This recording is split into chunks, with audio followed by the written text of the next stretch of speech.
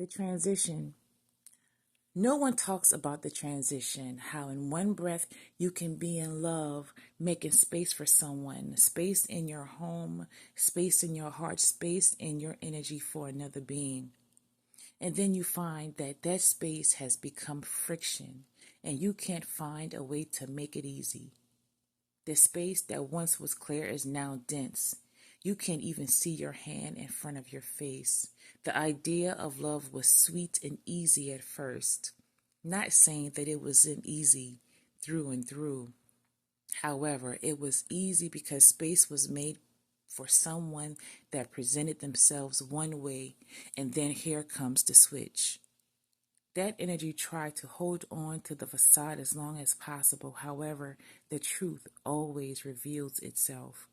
No one talks about the thereafter, the chapter that unfolds, the chapter that you try to put your best on the outside even though you're hurting deep, deep within. The grief, the regret, the hows and whys that you speak and ask yourself because you didn't see the presentation for what it actually is and was. The potential was seen and grace was given. You loved from depletion and the idea of love that you created because you wanted what you never had, yet you created what you imagined. The right questions weren't asked. You just basked in the presence that presently didn't present the capacity and the capabilities of what you needed.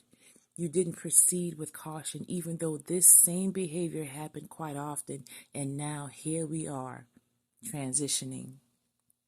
No one talks about the reach when you made space for someone that is no longer there, yet the yearn is for a touch, the embrace, the breath on your neck in the wee hours of the morning. No one talks about the random check-ins throughout the day to let it be known that you're being thought of. The random outburst of laughs and just because touches. The hey, let's go to places that you thought of visiting alone, yet with your person made it even better. No one talks about the transition, that thereafter when you want to just scream, cry, and hold yourself because in that moment you feel like, damn, I did it again. You fight with the idea of love and then you become exhausted all over again. You want to harden your heart, but it's not in you. You become defensive just a little. You want space for yourself to heal, to process, to seclude, to reflect, and to go back to the drawing board because you can't afford your emotions, your time, your energy to be played with again. No one talks about the self-talk, the pep talk, the shouts and the cries, the prayers asking to be kept to stay present. We put energy into the new hobbies or the new goals that we were pushed to the background because we made time and space for this person that is no longer there. Now we want to pick up the pieces that we put down. Why can't we just stay in that energy while the person is present? This is the sacrifice that wasn't asked for.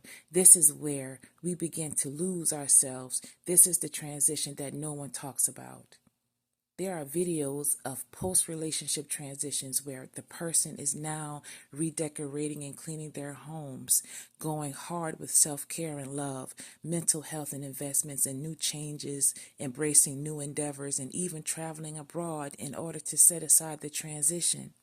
Is it an equal transaction?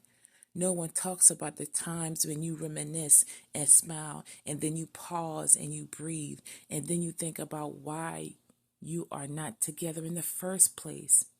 And then those reminiscent thoughts fade away. The smile shrinks. You blink real hard, like, damn, you almost had me again.